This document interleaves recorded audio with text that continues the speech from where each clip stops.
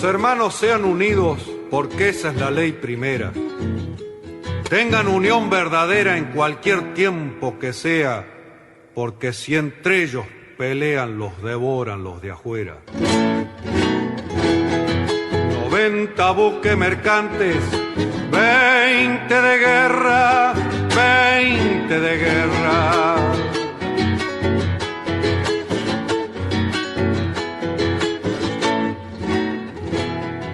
Vienen pechando arriba las aguas nuestras, las aguas nuestras.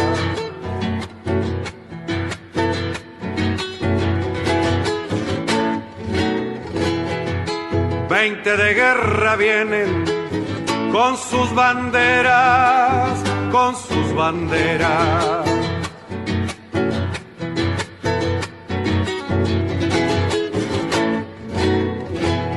La pucha con los ingleses, ¿quién los pudiera?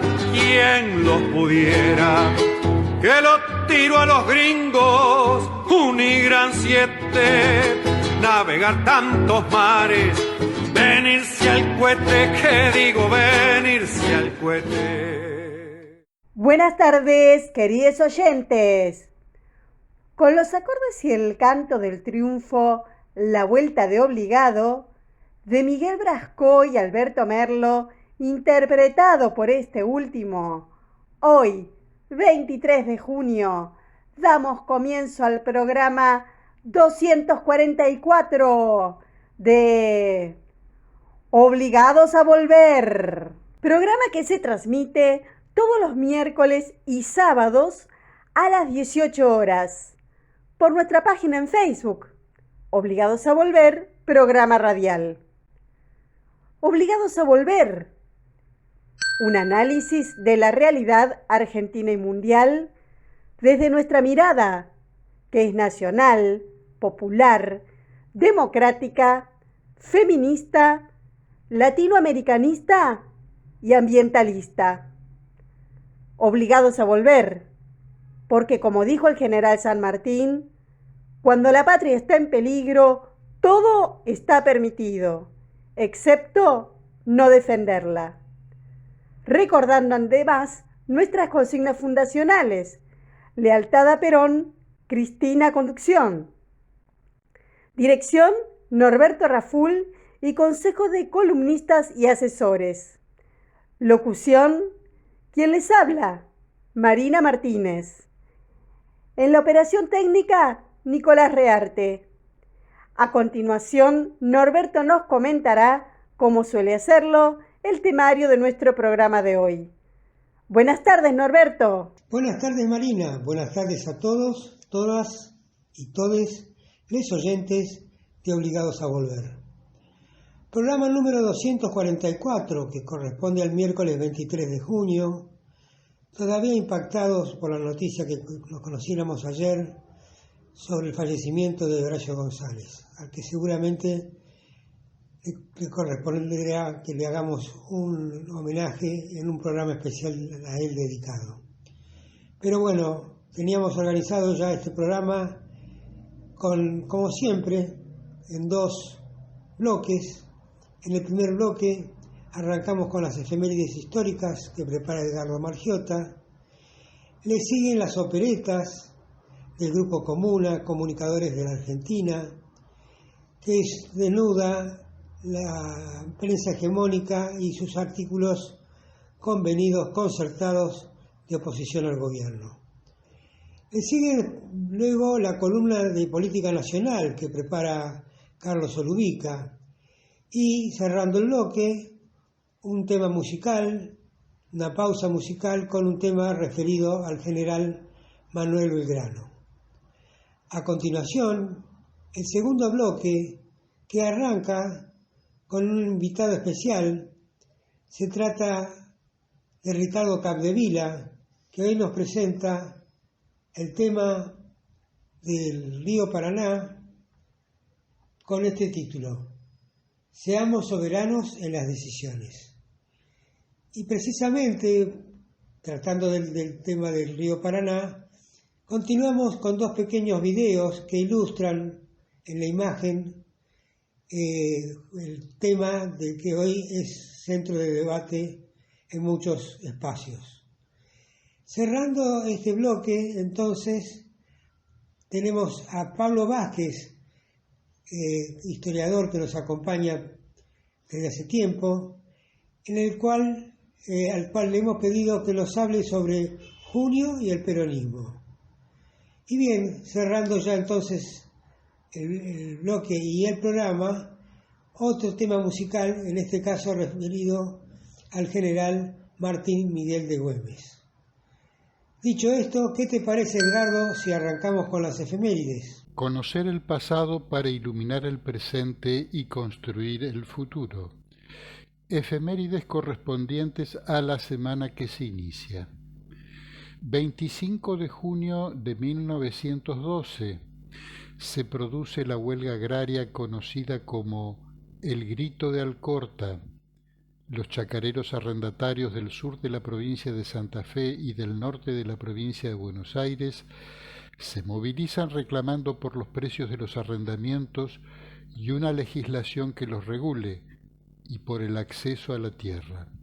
El movimiento agrario origina, meses después, la fundación de la Federación Agraria Argentina en la ciudad de Rosario. 26 de junio de 1980. Por orden de la dictadura, se queman 24 toneladas de libros del Centro Editor de América Latina con el pretexto de que atentaban contra la Constitución Nacional. 26 de junio de 2002. En el marco de la crisis económica y política de diciembre de 2001, varias organizaciones sociales realizan una movilización masiva reclamando distintas medidas ante la emergencia. Cuando una columna de manifestantes llegó al puente Pueyrredón, fueron cruelmente reprimidos, teniendo como víctimas fatales a Maximiliano Costecchi y Darío Santillán, ambos pertenecientes a la Coordinadora de Trabajadores Desocupados Aníbal Perón. 28 de junio de 1966, el presidente Arturo Illia es derrocado por un golpe militar encabezado por Onganía. 29 de junio de 1815, se reúne en Concepción del Uruguay el Congreso de Oriente, también conocido como Congreso de los Pueblos Libres, presidido por José Gervasio de Artigas, que tuvo entre sus resoluciones proclamar la independencia, no sólo respecto de España, sino de todo poder extranjero. 29 de junio de 1935, con el lema «Somos una Argentina colonial, queremos ser una Argentina libre», un grupo de jóvenes irigoyenistas forman la Fuerza de Orientación Radical para la Joven Argentina, Forja. Entre los socios fundadores estaban Arturo Jauretche, Homero Mansi, Luis de Lepiane, Gabriel del Mazo y Darío Alessandro Padre. Poco después, Raúl Scalabrini Ortinis también fue un miembro destacado del grupo e inspirador de su ideario. Luego del llamado a las elecciones realizado en octubre de 1945, Forja anunció que sus objetivos se habían satisfecho y se disolvió. Varios de sus miembros se incorporaron al peronismo naciente. Continuando ahora con nuestro programa, vamos a escuchar un repaso a los comentarios políticos de la prensa hegemónica, las operetas al 20 de junio, que prepara Comuna, Comunicadores de la Argentina. La oposición mediática arma las listas para noviembre. La estrategia editorial opositora volvió a centrarse, pero ya con tonos desesperados, en el rumbo que Junto por el Cambio debe seguir para las elecciones de noviembre. Se multiplican reproches a María Eugenia Vidal por no prestar servicios en la lista de la provincia de Buenos Aires, donde a la vez emerge una nueva estrella, el radical Facundo Manes, exaltado con títulos, opiniones y hasta adjetivos idénticos. Tantas maniobras y energías absorbe este tema que la infaltable andanada contra Cristina Kirchner, enfática por su discurso en La Plata, como suelen ser las que le destinan cuando está en silencio, se concentró en 2 o 3 días de títulos y notas, por cierto, muy intensas y sin descuidar el recurso a la mentira. Nadie faltó al deber de mantener con vitalidad el odio y el desprecio a la vicepresidenta. Sería por demás tediosa la lista de las y los periodistas independientes que escribieron contra ella en Clarín, Infobae y La Nación, a veces con hasta 4 notas por día. La consigna cumplida por todas y todos fue la de convertir la propuesta de debate sobre un sistema de salud en una amenaza de estatización, asociada automáticamente a la idea de un estigma maldito y a palabras y figuras que estimulan la reacción rabiosa de la platea más conservadora y retrógrada: la cámpora, chavismo y expropiación. El peligro de una oposición desordenada, amonestó Morales Solá en la tapa de La Nación del domingo, en una nota que desliza un tono cauteloso, tímido, hacia el accionista del diario, el expresidente Macri, a quien le reprocha aparecer a veces como representante de una parte de la derecha opositora y no de su totalidad. Pero los malos de verdad son los que se le oponen internamente. Vidal, acusada de haber olvidado la promesa de no abandonar jamás a los bonaerenses, y luego el alcalde Larreta. Ellos se olvidan de reconocer en Macri, se queja, al líder del antikirchnerismo, que para estas empresas es la máxima virtud política que un ser pueda tener sobre la tierra.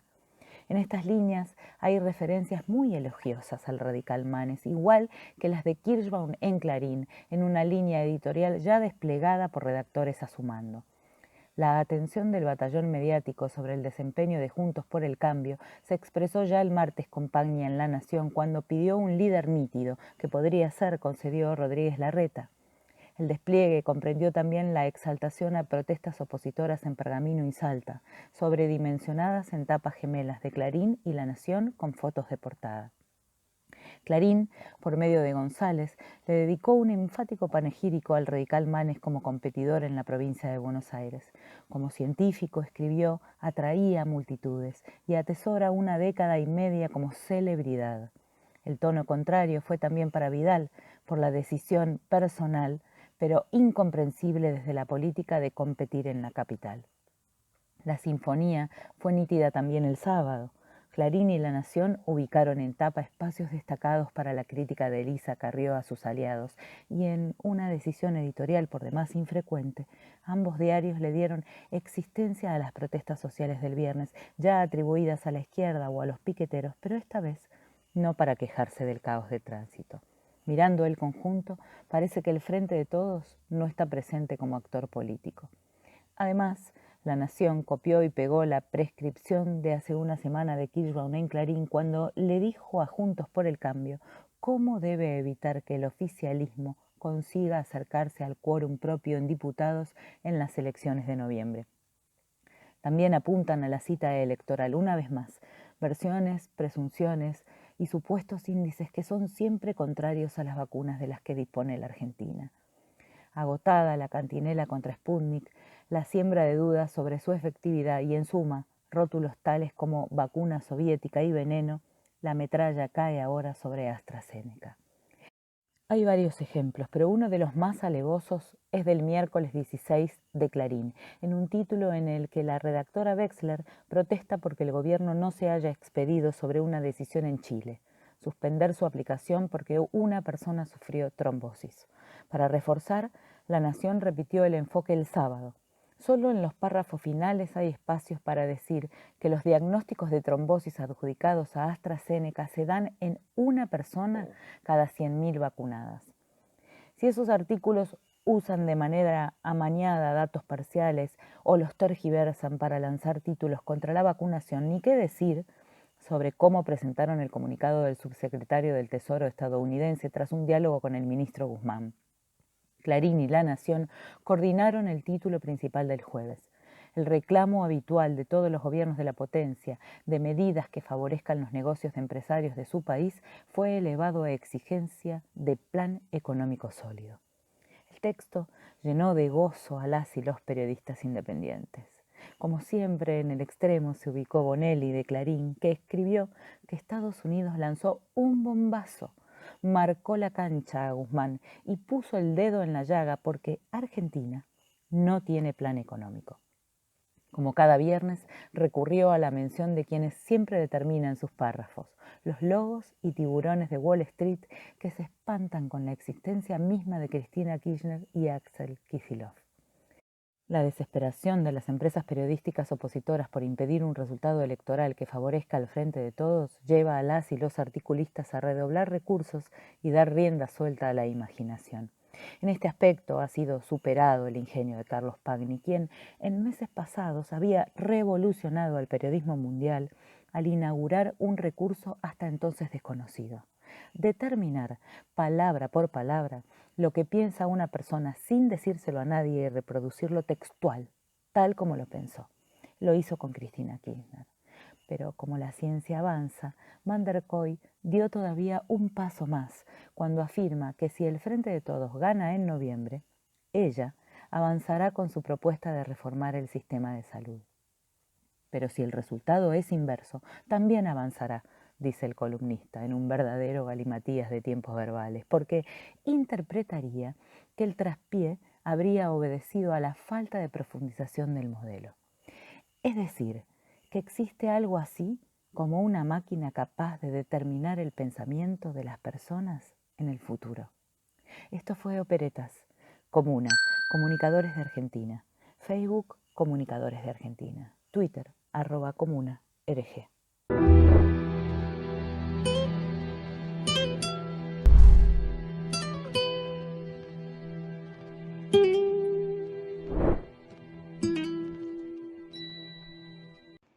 Hola, soy Carlos Solubica y voy a hablar de la política nacional.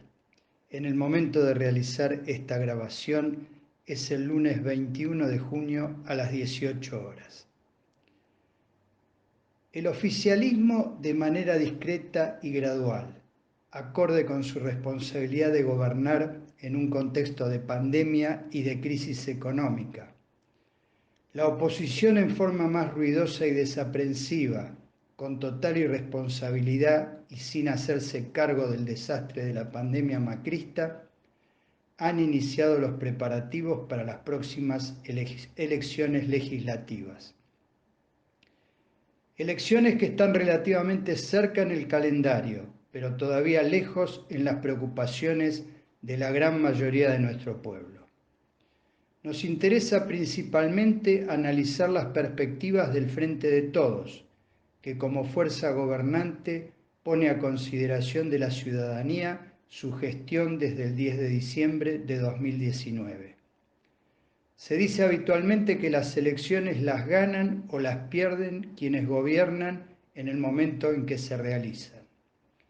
Vamos a tomar esta afirmación como premisa del análisis, a partir de los tres ejes sobre los que se piensa que las y los votantes evaluarán el desempeño del gobierno nacional y de los provinciales que se identifican con él. Uno es la campaña de vacunación, otro es la inflación y el tercero es la reactivación económica. A ellos habría que sumar como base de la fortaleza y la solidez de la gestión la unidad del Frente de Todos.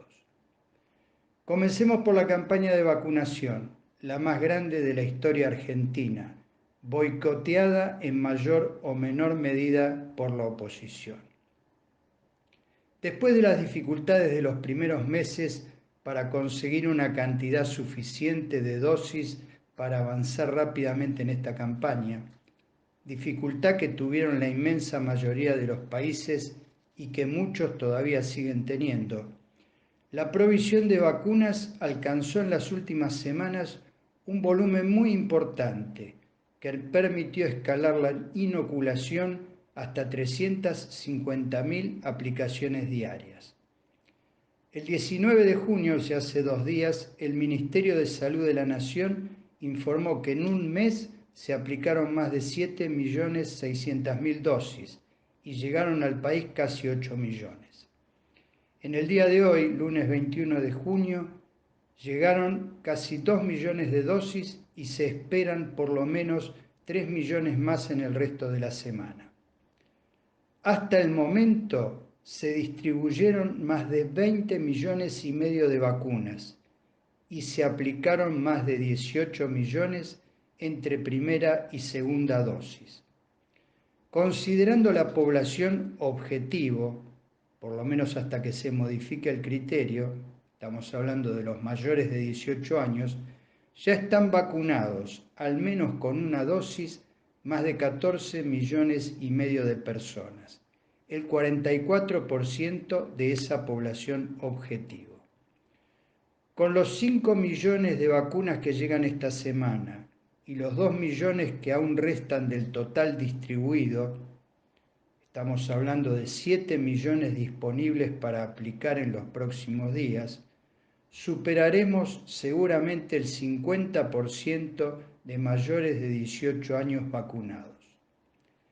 Las perspectivas son que el flujo durante julio seguirá siendo intenso, tanto por la normalización de la entrega de las vacunas comprometidas por contrato, Sputnik, AstraZeneca, con principio activo fabricado en Argentina por Mab Science, y Sinopharm, como también las que sumará la producción local del laboratorio Richmond, Sputnik Vida, y el nuevo contrato con la China canadiense CanSino, además de las que pueda liberar Estados Unidos. Vale decir que en el terreno de la campaña de vacunación, el gobierno del Frente de Todos le va ganando por goleada a la campaña de sabotaje de la oposición salvaje.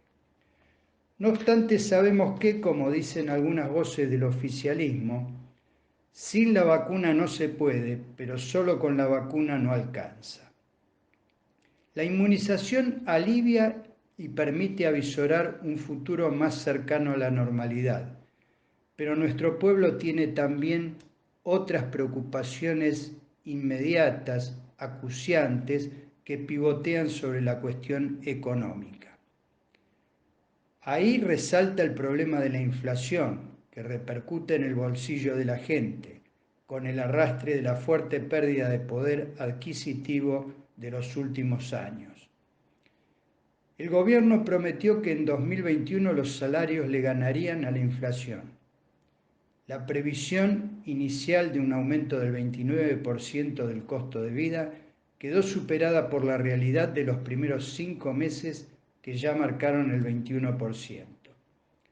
Ahora se apunta a que el índice de precios al consumidor no crezca más allá del 40% y los acuerdos salariales se están orientando a incrementos entre el 42 y el 45% para cumplir con la promesa oficial.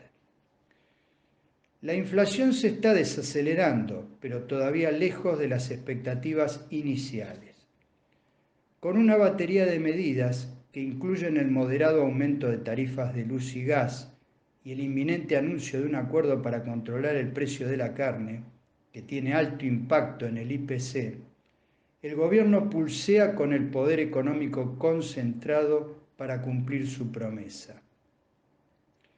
La modificación en el impuesto a las ganancias, que libera de ese gravamen a más de 1.200.000 trabajadores y jubilados, que además recibirán la devolución de lo que pagaron desde enero, es un refuerzo para la recomposición del poder adquisitivo de una parte de los asalariados. Para los jubilados y las jubiladas de haberes más bajos, que son la mayoría en realidad, habrá un bono extra, con un monto todavía no definido, pero que estaría entre 6.000 y 8.000 pesos, que también va a alcanzar a beneficiarias de la asignación universal por hijo. Para los monotributistas se está revirtiendo en el Parlamento una decisión que claramente los perjudicaba, apuntando ahora, además, a beneficiarlos con nuevas escalas y cuotas que significarán para la inmensa mayoría un alivio en el bolsillo. Los beneficiarios del programa Potenciar Trabajo, que se nutren sobre todo de los movimientos sociales, también tendrán un pago extra para compensar el aumento del costo de vida. Ya anteriormente se había incrementado significativamente tanto el monto como el universo alcanzado por la tarjeta alimentar. Pero subsisten todavía muchas personas sin cobertura, entre las pequeñas empresas, los cuentapropistas, los trabajadores informales. Se está analizando alguna medida específica para ese conjunto muy diverso y poco registrado. En este sentido, el IFE es un antecedente valioso, aunque no se lo replique exactamente, como fue en su momento. Freno a la suba de precios y aumento de ingresos de la población es la ecuación que tiene que resolver satisfactoriamente el gobierno del Frente de Todos en los próximos 3 meses.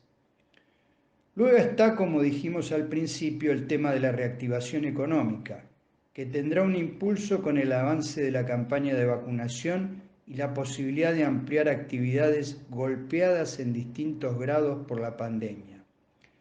La industria y la construcción están a la cabeza de una todavía incipiente recuperación económica que hay que fortalecer, pero el comercio, incluyendo la gastronomía, el turismo y la recreación, siguen muy golpeados. El nivel de empleo, tanto el formal como el informal, dependerán de la velocidad y la intensidad de esta reactivación económica. No hace falta parafrasear a Bill Clinton para saber que la economía es determinante para la suerte de cualquier gobierno. Si alguien tiene dudas, que le pregunte a Mauricio Macri. Por último, hablamos al comienzo de la unidad del Frente de Todos como base de la fortaleza y la solidez de la gestión.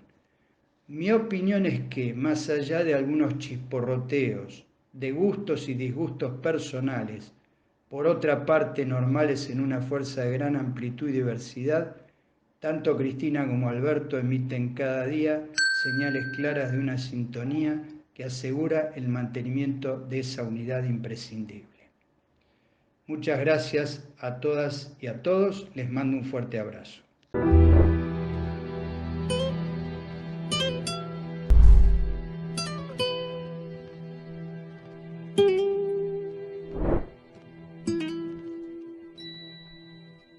...8 de abril de 2021... Cristina lo hizo. Cuarentenieros, cuarentañeras, cuarentenieres... Cristina lo hizo. Miren, hace más o menos un mes, a principio de marzo... yo estaba más confundido, más despistado que neurótico obsesivo, que en medio de la pandemia se le perdió la rutina y no sabía dónde encontrarla.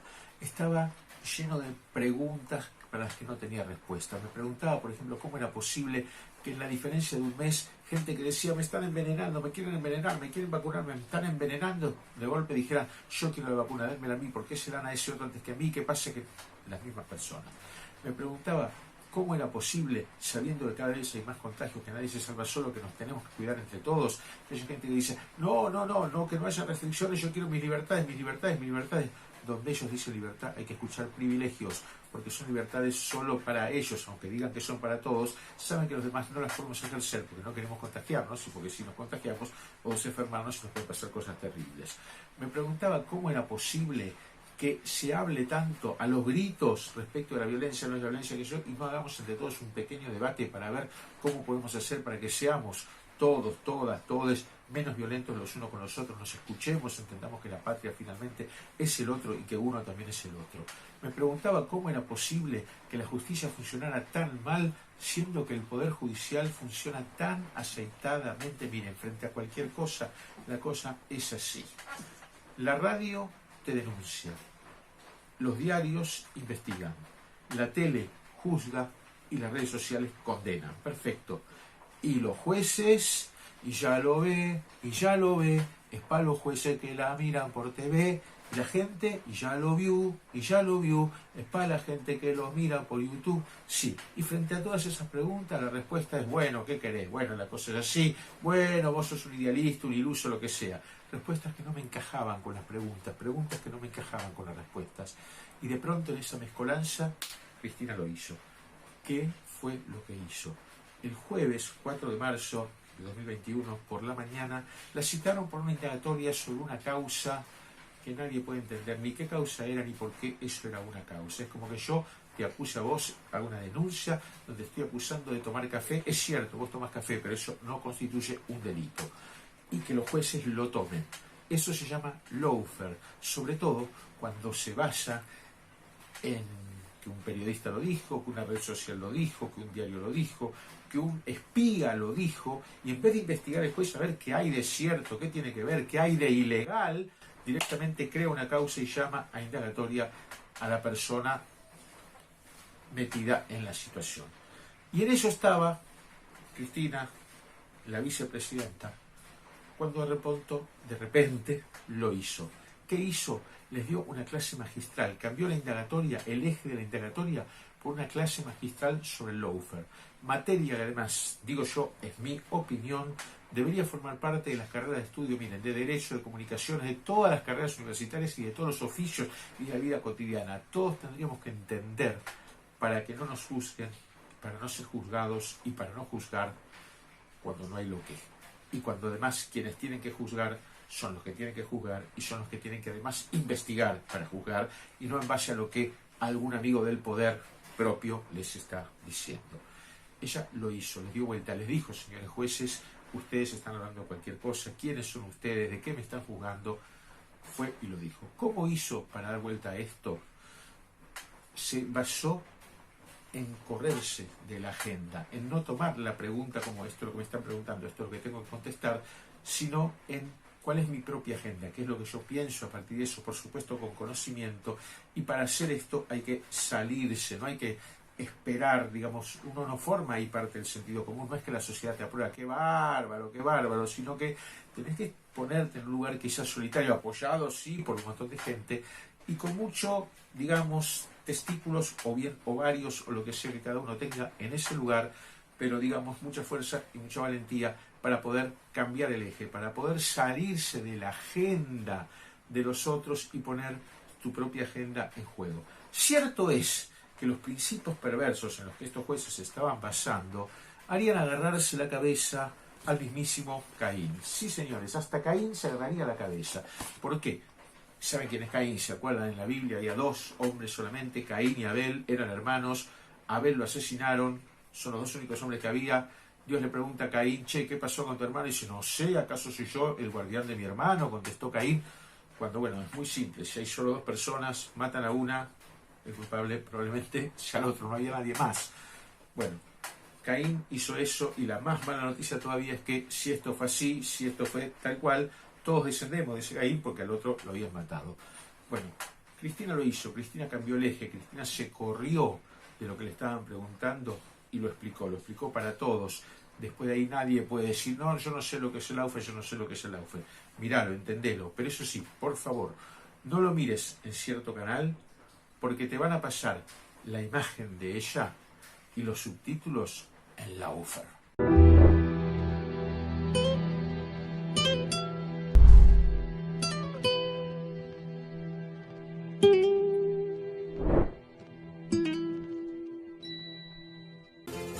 Obligados a volver, se solidariza con Milagros Sala, injustamente detenida desde enero de 2016, y con todos los demás detenidos y perseguidos por el régimen macrista y sus cómplices del sistema judicial, por la pronta liberación de los presos políticos.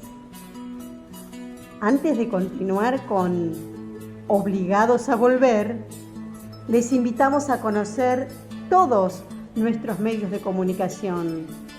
Nuestras páginas en Facebook, Obligados a Volver, programa radial, y La Lealtad Política y Cultura, donde pueden leer las imperdibles publicaciones semanales y quincenales de nuestros columnistas. Y el grupo Obligados a Volver, dispuesto para el intercambio de información y debate entre nuestros oyentes. También el rotativo de Obligados a Volver, un servicio cotidiano de noticias, música y buen humor a través de un grupo de WhatsApp. Les recordamos suscribirse a nuestro canal de YouTube Obligados a Volver, donde pueden disfrutar los programas ya emitidos. No dejen de enviarnos sus comentarios a nuestro programa por la página de Facebook Obligados a Volver, programa radial. Y cada sábado podrán ganar el premio que se sorteará entre quienes participen. Un libro donado por Ediciones Sicus, por lo que enviamos desde ya nuestro agradecimiento a Juan Carlos Coco Manuquian. Y seguimos sumando espacios para compartir con ustedes. Ahora también estaremos de lunes a jueves a las 19 horas comentando las noticias más importantes en un nuevo espacio llamado Comentarios Obligados. Los esperamos, como siempre, en nuestra página en Facebook, Obligados a Volver, programa radial.